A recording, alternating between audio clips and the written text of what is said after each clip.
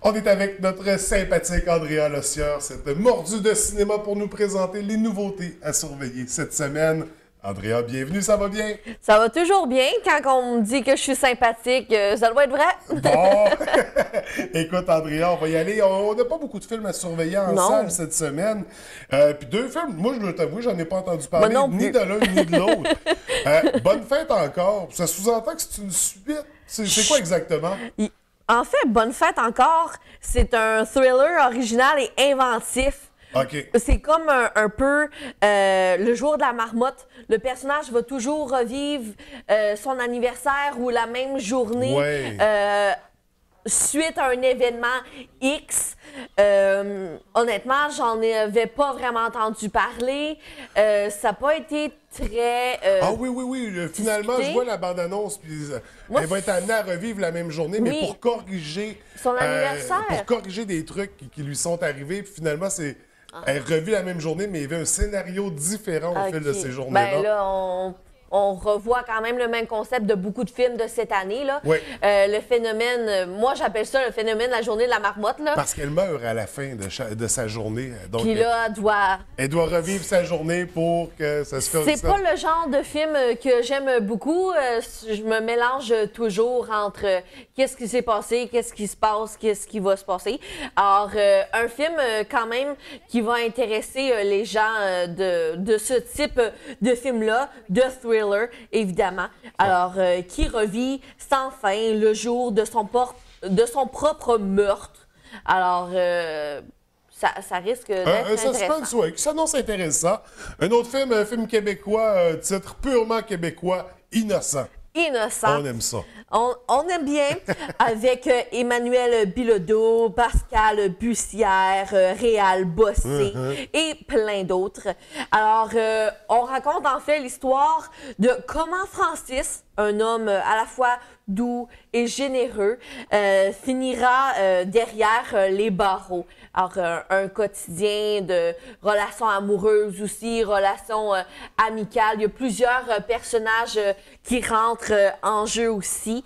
Alors, j'ai bien hâte de voir. J'en avais pas nécessairement entendu parler. Ça a l'air à faire mal, hein? Il y a certains coups dans la bande-annonce qu'on veut pas vivre. Alors, un film québécois attendu pour certains et une surprise pour d'autres. Donc, le film Innocent, sorti en salle cette semaine. Du côté des sorties sur tablette, Baby le chauffeur. Baby le chauffeur, que je dois mentionner en fait, malheureusement, j'ai pas été le voir. Mon copain a été le voir tout seul, en solo, et il me l'a fait regretter amèrement après parce que pour lui, ça a été un des plus bons films qu'il a vu de l'été. Alors en fait, Baby a eu un accident avec sa mère dans sa jeunesse et depuis ce moment X, il écoute tout le temps de la musique. Et il faut dire que Baby est un chauffeur pour des personnes, des criminels de banque. Et là, il va vouloir se sortir de cette situation. Alors, on voit quand même plusieurs personnages, plusieurs acteurs qu'on reconnaît. Alors, ça va être histoire d'amour, de voiture. C'est pas à la rapide et dangereux, mais ça fait un petit clin d'œil. Un petit gars qui devient le chauffeur des bandits. Ben oui. C'est un petit fredon. On va y aller avec Bon Cop, Bad Cop, le deuxième tome, bien sûr. J'ai pas vraiment besoin de t'en parler, de le présenter parce que selon moi, ça a été surprésenté un peu. C'est un succès quand même. C'est un blockbuster québécois. Oui, évidemment. Alors, si vous l'avez vu au cinéma, allez le louer, l'acheter, faites comme vos goûts. Et si vous ne l'avez pas vu, c'est drôle, c'est plaisant. Mais là, en gros, dans l'histoire, ils sont rendus vieux, puis... Ben oui. Ils sont rendus un peu plus vieux, ils ont des petits bobos, puis veut pas, il y a un nouveau cas qui va rentrer, un cas entre policiers, d'infiltration et tout. Puis on réinvente pas la roue, là, veut pas. On intègre des humoristes là-dedans. La même formule que le premier, finalement. Oui. On va avec le film La Maison. Oui, La Maison avec Will Ferrell. J'ai adoré.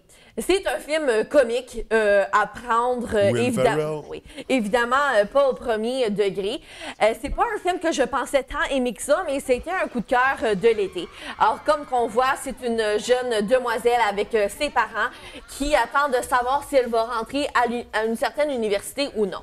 Et une fois acceptée, ses parents se rendent compte qu'ils n'ont plus les moyens de payer les études de leur fille. Alors, suite à plusieurs événements, ils décident d'ouvrir, en fait, chez un voisin dans le quartier un peu dépressif avec des problèmes de jeu, un casino illégal à l'intérieur de la maison. Alors, il va y avoir toutes sortes de situations loufoques qui vont entraîner de bonnes et de méchantes personnes. Et je trouve que malgré le sens d'humour très élevé, il y a quand même des beaux messages à retenir à l'intérieur du film, dont plusieurs méchants, si je pourrais dire, qui sont comme en politique, qui ont volé de l'argent. Il y a vraiment là, un ensemble là, d'ajouts psychologiques pareil au film qui est très intéressant. Moi, ça a été un coup de cœur de l'été. Donc, le dernier film de Will Ferrell. Oui. Également, on va parler un peu de télésérie. Qu'est-ce que tu nous présentes ce matin? Oui, en fait, c'est une télésérie que ma mère m'a fait connaître. Oui. Je m'assis rarement ces temps-ci devant la télévision. Alors, elle écoutait la TV, elle s'est dit « Oh, regarde, c'est drôle, c'est drôle. » Je dis « OK. » C'est Conseil de famille. C'est du lundi au mercredi à 6h30 à Télé-Québec.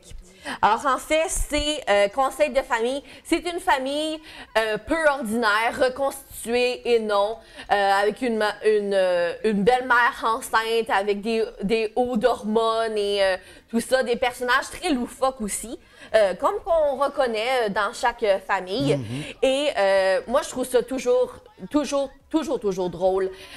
C'est de pousser la comédie, de dire oui, nos familles, c'est pas toujours facile, mais on s'aime, puis il y a toujours des moments loufoques dans notre quotidien. Hein?